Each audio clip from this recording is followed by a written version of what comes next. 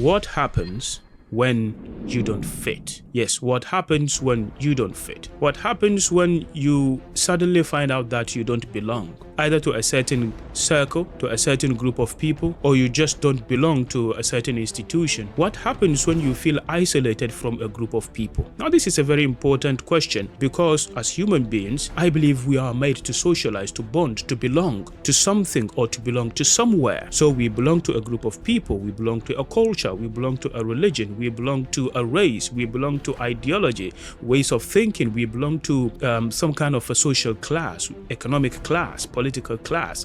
We tend to belong somewhere. What happens then when all of a sudden we realize that we don't fit? Now, this is what I want to explore in this episode. Let's do this.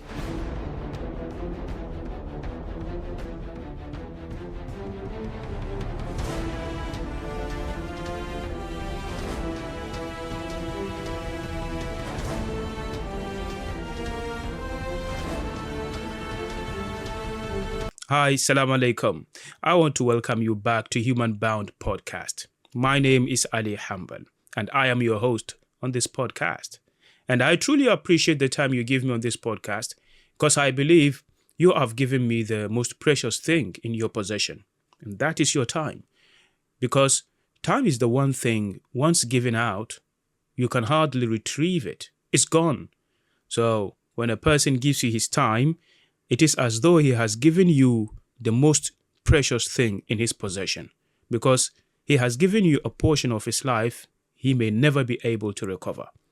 So I truly appreciate the time you give me on this podcast, and I can't even begin to express how much important it is for me to keep doing this. What I do is to ask questions. Now, these questions, as I always say, I don't intend to answer them. What I intend to do is to explore them. So I explore questions in this podcast. In this episode, there is this question that I find interesting. I want to explore it. Here we go. What happens when you don't fit? Okay, back 2006, 2007, I was about to finish junior high school. Now, this was back in Ghana, Kumasi, and I was attending this school, Markaz Dawa. Well, the thing is, you need to understand the setting here.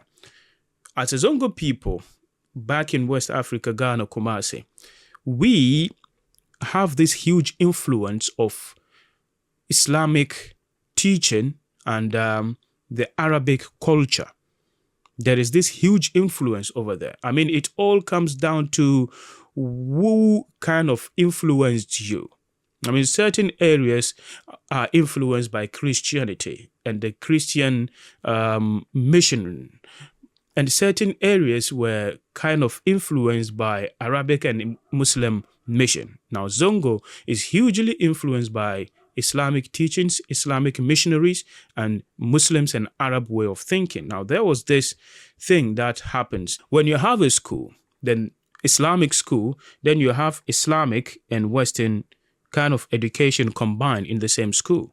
What happens then is, in the morning, you learn something of Islamic religion and Arabic lessons. You learn that. And from that, from afternoon to the end of the day, school day, you learn English, you learn secular education, so that you get both, a taste of both education, Western and Islam, so that there is this kind of battle, always battle. I mean, which one are you going to lean on? But we all know that the community has this strong leaning on the Arabic and Islamic side. Even though the hours used to kind of teach Islamic and Arabic studies is not like too long, like 3-4 hours, and the rest of the day would just be secular education. Even with that, because of the huge impact culturally and religiously in the Zango community, people tend to have strong leaning on the Arabic and Islamic side. And I happened to be one of those people. I really liked to learn the Islamic and Arabic studies, even though we tried to do well in the secular education as well, but it wasn't as strong. Because as soon as we finish school, what we discuss in our circles, what we do at home, is to further our reading and learning in Islamic and Arabic studies. That's what we did. So naturally, we had a very weak English and secular education. That was in the early days, yes, in junior high school. So when it came to the time when I was about to write my junior high school, to graduate, to write the test, well, your guess is as good as mine. I failed miserably because I wasn't paying attention. I wasn't really into the secular education. No, I was more of like trying to go to the Saudi Arabia to further my education, as many of my friends and my colleagues do, because once we were in the school, in the classrooms, we have these teachers who taught us Islamic studies, and they have this scholarship to go to the Kingdom of Saudi Arabia to learn. And when they come back, they look very, very nice. Yeah, they look very sweet. They look very glamorous. So we like that. Especially when they just jump into the classroom and we were sitting and one teacher would just hug the other teacher. I mean, we were young kids and we didn't know how the world works. But then they bring down this Arabic kind of greeting. So they hugged each other, they kissed the chin of each other, and it was so beautiful. Wow. And you would be sitting in your classroom and you go like, I want to be exactly like this Malam. I want to be exactly like him. No, I'm not going to further my school. No.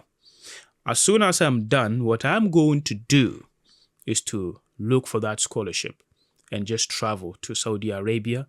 And then I could also look just as nice as this Malam. And I would just come back home and then I would look just as glamorous. And I would hug my colleagues and I would kiss their chins as well. And then I would look very, very nice. Now, that was a goal.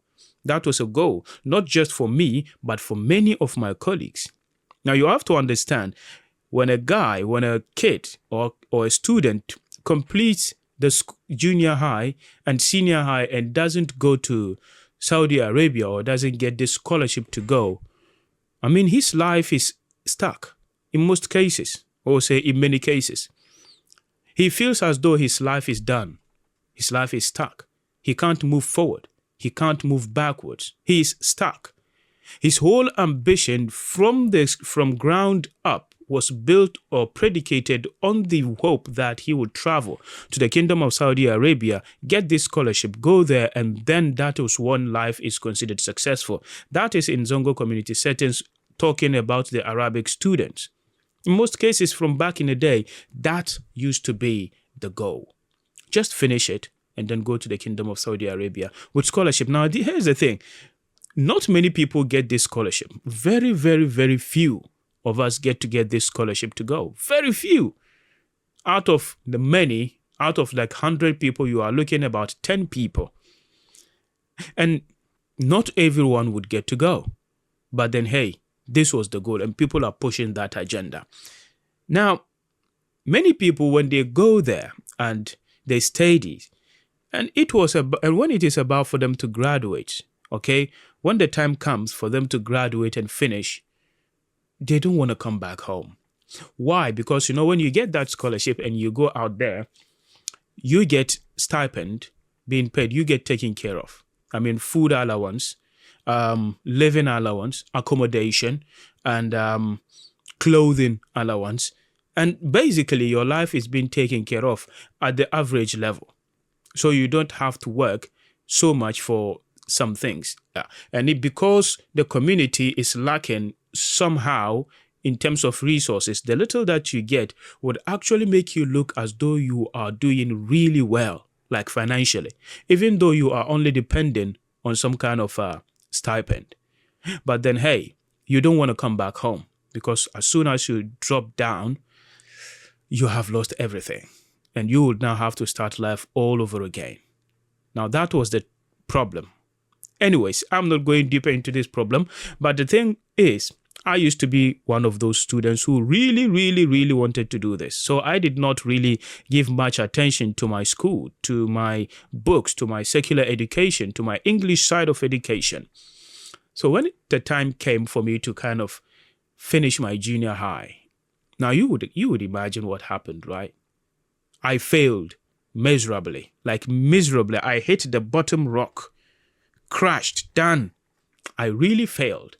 I don't know if it's advisable for me to reveal to you what I got in terms of result, but I just want you to imagine the worst, right? What would be the most embarrassing result a guy could get out of an examination? Now, if you guessed any worse, then that would be it. That was very, very bad. It was bad. I failed miserably. I came home. My mom, she was like, this is not good. I want you to do this to go to school. But then I said, I don't have enough. I failed. Perhaps I should just focus on the Arabic studies then. I thought she would support that. She said, no, I want you to go with both. So go back to school, to the same school, not a different school, the same school. Now imagine you were a senior, right? And then there was only one reason why a senior would come back to rewrite his exams amongst his juniors. And that was only if he failed. And me showing up back into the school only meant I didn't do well. And imagine how embarrassing and shameful that would seem to a person like me. Thankfully, I wasn't a bully senior. If I had bullied any of my juniors, it would have been miserable. But even with that, it didn't sound good, man. It did not sound good. I didn't want to go. Not because I didn't want to write, but because it was embarrassing. Go back, sit in the midst of your juniors. But she forced it. And I didn't have anything to do. I can't do anything about it. So I went back. Now I had to work hard to pass this junior high examination. So, learn hard? Of course, learn hard. I tried to learn hard. I wouldn't say what I did now. I tried to learn hard. At least I put a show out there so that my mom and other people would see I worked hard. I put out a show. When you like open the book as though you're learning, even though you were not learning. Yeah, I did all that.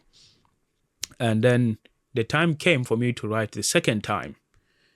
And the result was even worse than the one I did a year ago. Worst. Then I came back home. I said, oh, Mom, here you go again. This wasn't my fault. The examiners, they are biased. They cheated me. This wasn't my fault. You saw me. I read all night. I didn't sleep, referring to all the show I put out there. And then she was like, oh, yeah, I saw my son. Ali, as for this time, I knew you were serious. You learned, perhaps it was the invigilators or the examiners. You were badly treated. Then I said, there you go. Perhaps I should just give up this school thing and then just go to start my Arabic studies, further my Arabic and Islamic studies, and then happy days. Everyone is happy. But my mom says, no, that's not the idea. Even though I understand you may have been cheated by the examiners, you would still have to go to school. What school then? No one is going to accept me. Because there are schools, the schools would only accept you if you have a certain grade. You have to pass. You have to get this grade before you are enrolled into any school, any high school. In case you don't see, Mom, my result was terrible. And then she says, okay, even though you don't qualify to go into those schools, the good schools, because you don't fit in there, there is a community school, community high school. They could take you. If only we know how to get you in there, they could take you. And that was how I got into senior high school with a very, very terrible grade. Because I wasn't good enough to get accepted into good schools. I just wasn't good enough. My grades at least didn't show that I qualified to be in those schools, to get enrolled in those schools. So my grades wouldn't get me into a good school, the so-called good school, but it could get me into a lower kind of school where people like me would be accepted. So for me to get into a good school, I need to qualify for it. And if I don't qualify to those high grade schools, it means I don't fit to go in there. I only fit for this because of my qualification. Ain't it amazing that sometimes you just need to qualify for you to get accepted? I don't know. See, you may argue all you can, but the world system is designed in such a way that sometimes you just get to qualify to get accepted at certain levels. At least in academia or in politics or in economics, there are classes. Now, we know there are classes. And for some classes, it's clear-cut and you can understand them. I mean, you need to have this level of intelligence before you are enrolled in this to read this. You would know straight away that, no, this is not my area because I don't have the understanding. I don't have the appreciation of what is going on. You don't need to argue about that. I mean, I couldn't argue that, no, even though I have this worst performance, I need to go to Opokuwari. I need to go to Amas. I need to go to OWAS. I need to go to this. No. Those schools have got their qualifications and you simply do not qualify. You don't fit. Okay, I understand. So when there are qualifications and there are clear rules set, that is merit-based, I understand. It means you can qualify when you work harder. I understand. It would be stupid on anyone to think that because of this, oh, I have the right thing, I have to get accepted even at places I do not qualify to get accepted. I mean, that is so wrong to think. So, what if the acceptance criteria is not like based on your hard work, it's not merit-based? Now, in academic, in profession, in work environment, all of this, you understand, is merit-based. It has to be merit-based. You have to work hard. You have to earn for you to get accepted. I mean, that is just the way it is. Even in all religion, we understand that even those who would be going to heaven would have to qualify for it. So that whenever God speaks about the people of the heaven, he would give criteria. So there are qualifications to it. In the book of Allah, the Quran, he speaks a lot about the people of the heavens. Sometimes he says the people on the right hand. And then he will tell you about their criteria. And until you qualify, you do not just get enrolled in there. I mean, there are things that you just earn by way of merit. And that is good, isn't it? It's good. So that we don't give people positions that they do not earn, that they do not deserve.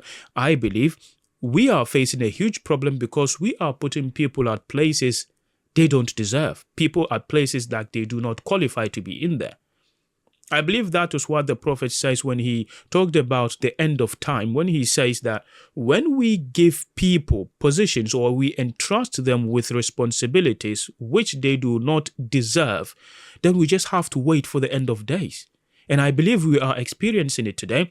We have leaders who do not deserve to be called leaders, and we have given them those positions. Why? Not based on merit. They did not earn to be there. They do not qualify to be there. I mean, they were just there. Why? Because of certain bureaucracy. They are just there. Why? Because of certain advantages.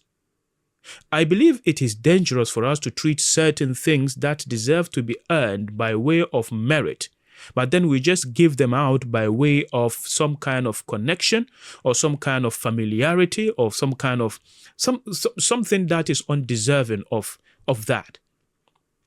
So I would understand if we deny a person certain position or to be accepted or to call him unfit to operate in certain areas simply because he does not qualify for it, because his qualification doesn't live up to the expectation or the criteria. I understand that. Perfect. Now here's the problem.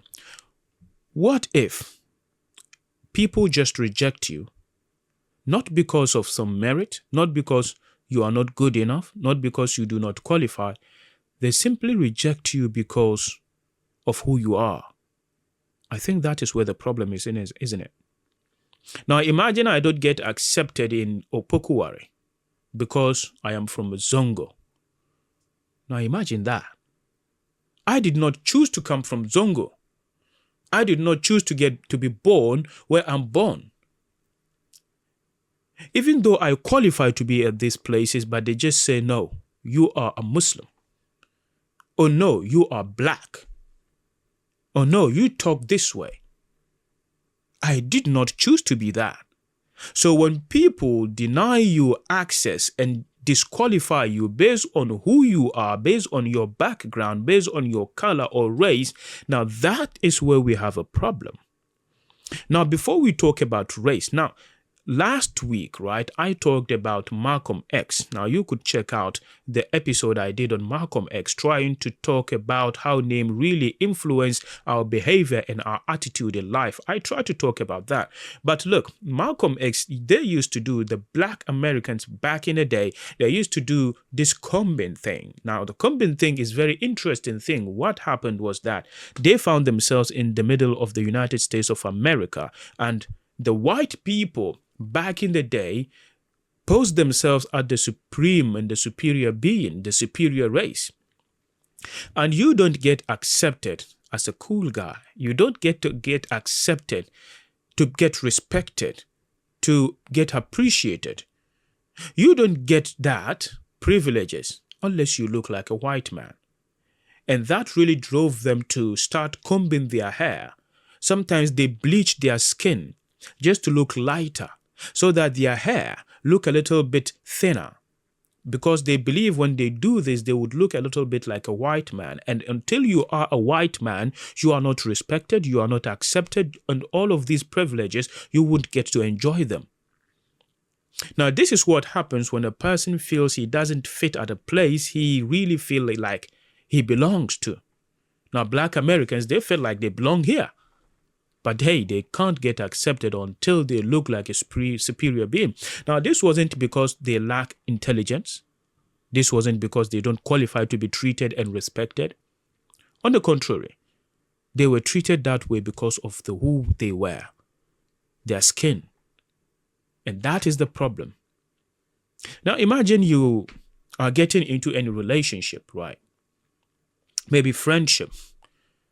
I would be careful with any friendship that requires so many external criteria before I am accepted as a lover or a friend. Now, if you can't accept me as a friend until I do this, until I do that, until I do this, and all of your criteria is not like adjustment of attitude, but adjustment of creation, like until I look like this, until I look like you, then I would be careful of that relationship. I believe there is so much demand in the air, in the atmosphere today, that you can't be my friend until perhaps you change to be like me, for example. We know of many young girls and young boys who, before they were accepted as friends, they would have to start doing drugs. Yeah, because the people they find very attractive in terms of someone they would want to be friends with were actually people who do drugs. But they really want to be friends with those people. They really want to get into those circles. But then the demand then comes like, no, if you really want to be part of this circle, you have to start doing drugs. Now, I would be careful with those kind of relationships because they put a lot of criteria and a lot of qualification that doesn't have to do with my attitude or my character as a human being, but they want me to change to a version of me that reflects who they are. Now, I would be careful with those kind of relationship. Personally, I would be. But if they require me to upgrade myself in terms of thinking, in terms of elevating the way I perceive world, in terms of augmenting my muscles, the mental muscles, my mental muscles, I understand that because I would understand these are people who are trying to push me to the best. And that is a good circle to be in. But I would be careful with any circle that is trying to influence me, to make me change my nature, to make me reject my background, to make me reject who I am, where I come from, in order for me to become someone I would never be able to become before I get qualified to be part of them. Now, here's what I'm trying to say. A black man can never, never, never be a white man. It's impossible. When you are born black, you would try to be white, but the thing is you are black. Now, there is nothing wrong with being black. Even me trying to say there is nothing wrong being black is wrong. I mean, why would anyone say there is nothing wrong with my phone? There's only a problem when I say there is nothing wrong with my phone, only means that some people are questioning the authenticity of my phone. And then I would have to defend that there is nothing wrong with my phone. You see what happens? Anytime a person would have to say there is nothing wrong with me, it means there is someone out there who is trying to make people believe or understand or create a notion that there is something wrong with you. And I believe this has been the attitude of black people. This has been the attitude of the people of Zango.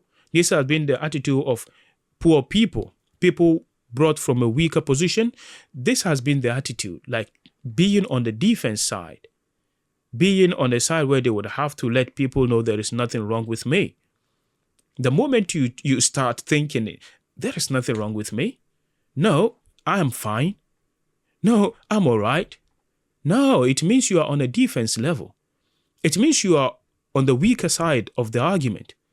It means someone is really convinced that there is something absolutely wrong with you. The same with them ladies when they come out and say, I'm not jealous. I'm not trying to be jealous. No.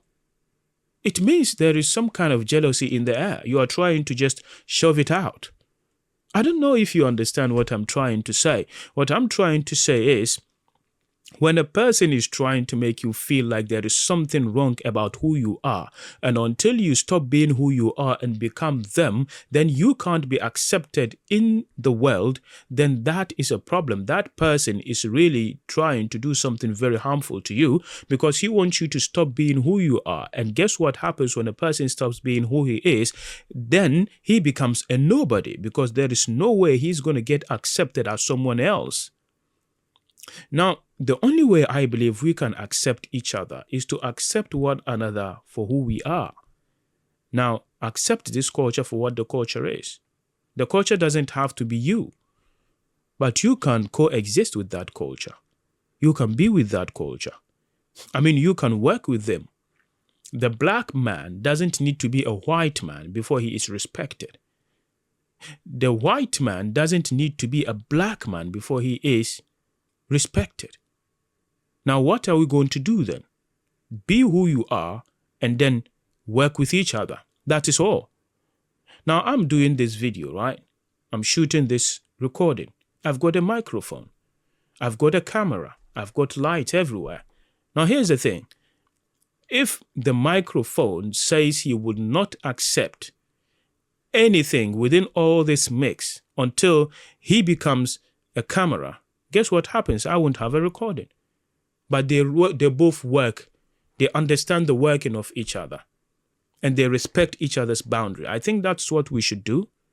I think we should stop trying to say people don't just fit in the world because of who they are.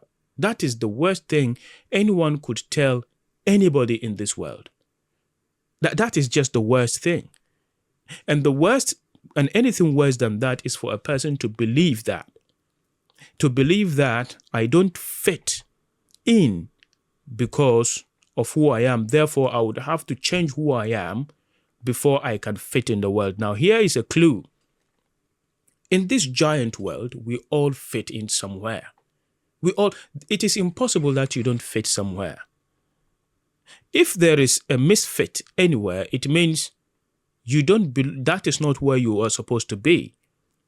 Perhaps you are supposed to be somewhere else. I don't know if you have played any them games of puzzles with those box puzzles to create an image out of a mosaic, like kind of pieces of boxes. Exactly.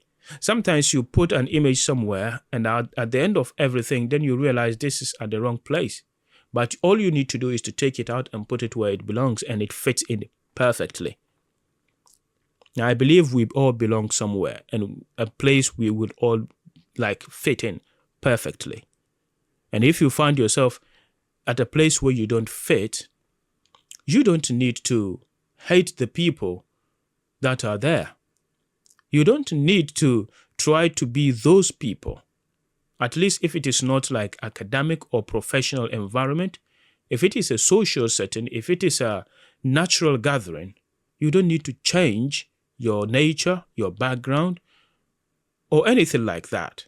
You just need to appreciate who you are and then let those people there have that chance to work with you. So you don't confuse yourself for someone you are not, and then they would never accept you. I believe a few days ago, I was listening to the interview with Mehdi Hassan, that astute journalist. And he was being asked by this lady about whether he is within those elite circle of journalists and all of that, because he has gone to these big schools and he has mingled and interacted with these big people within the circle of elite journalists and all of that. And he doesn't consider himself to be part of that circle. Now, this is his reason. His reason is simply amazing. He wasn't considered to be part of that circle. Why? Because of the way he approaches journalism. I mean, his ideas, his approach, his ideas, things he says, kind of violates the way the circle would operate. So the circle doesn't consider him as one of them, even though he studied with them and he is one of their best. But because of his ideas, he cannot really connect and be part of that circle. I don't know if you have seen those videos. If you haven't, you may take a look. This is so fascinating. This is so fascinating. This simply means that our ideas and our approach would not allow people to kind of bring us in. It's not because we are bad. It's simply because people disagree with us. I don't know if you have realized that sometimes people would just cling together because they kind of fit together in terms of the way they think, and they would form this circle. Within the community, they would form this circle, and they might call themselves any name. And even though you are within the community and you are doing good, but because you are doing something different, they can't accept you in the circle. And you keep wondering, why are these people not accepting me in this circle? Why are these people they feel distant? You feel alone, even though you are there with everyone, but you feel alone. It's the same thing. People sometimes don't accept us because of our approach to life, because of our ideas. And sometimes it's because I don't know, there is some nuance, there is something that makes people cling, and they just won't invite you in. You may be sitting with people and there is a circle within a circle, and they won't just accept you. Well, if you are not accepted, what then do you do? Are you then bad? I don't think so. I don't think we don't get to fit in every community. I don't think we don't get to fit and get accepted and belong to every circle. I even think we don't need necessarily to get accepted in some circles. Now, sometimes we just need to find the right circle, because as human beings, we belong. And the problem is when people feel a sense of lack of belonging, that is when they try to push the boundaries to find places that are very dark. And those dark places, when they find a sense of belonging there, then they take it as their place where they fit in, and they will do some harmful things. They end up harming themselves. And that is when a person finds himself in a wilderness. You don't want to be in the wilderness. In the wilderness is where everybody turns his back against you, and nobody would want to accept you, and then you don't fit anywhere. I heard one time I think I heard the Minister of Interior, Honorable Muntaka Mubarak, was being asked about those people getting out of the prisons and how do they assimilate back into the community. Now that is a big challenge, isn't it? That is a big challenge.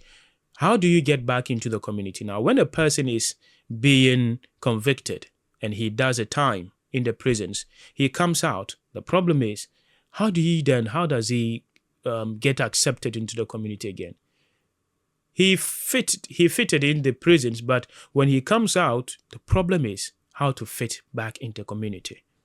Now, everybody doesn't want him to come close. And all of a sudden, he feels like he doesn't fit anymore. So what does he do? He looks for other places. Some of them leave the community. Some of them go just right back to what they were doing before they get convicted. Some of them just take their lives entirely. Because that's how bad it is. When a person doesn't feel any sense of belonging anywhere, he becomes desperate for belonging. He becomes desperate to get accepted somewhere. Now, what if I told you that you don't need to be?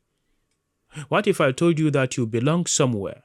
You fit somewhere, like perfectly. It doesn't need to be bad. It doesn't need to be a negative circle or community. But there is some positive circle somewhere that world can utilize you to maximize the potential of good living in the world, the well-being of the world. I believe that place really exists. Now, if we can just shove negativity back to the background and look forward, I believe we would find that place, because we all belong somewhere. It doesn't necessarily need to be where we really want to belong. Now, that is the problem sometimes. We want to belong here, even when all indication tells us we don't want you. And that's where we really want to go. Everything says no. But the person goes like, I really want to belong here. And that desperation makes people seek more from you. And then you do things you don't need to do. And then at the end of the day, I believe we lose ourselves in the process. We don't need to do that. Malcolm X, he asked his audience, who taught you to hate the color of your skin? Who taught you to hate the nature of your hair? Who taught you to try to behave like the white man? Who taught you that? Now, sometimes we don't know who taught us that we need to be here. But if only we could shift the mind to think like, no, I don't need to belong here. I might operate even better if I belong somewhere else, if I get fitted somewhere else. Now, that doesn't mean I hate that circle. No, it's just a circle that I don't belong in. But I can work with that circle, but from outside. The same way everyone could work with everyone. The white doesn't need to be a black before he can work with the black man. The black man doesn't need to be a white man before he can work with the white man. All right. The same way in every circle. You just don't need to be me. You just need to be you so that we can work with each other.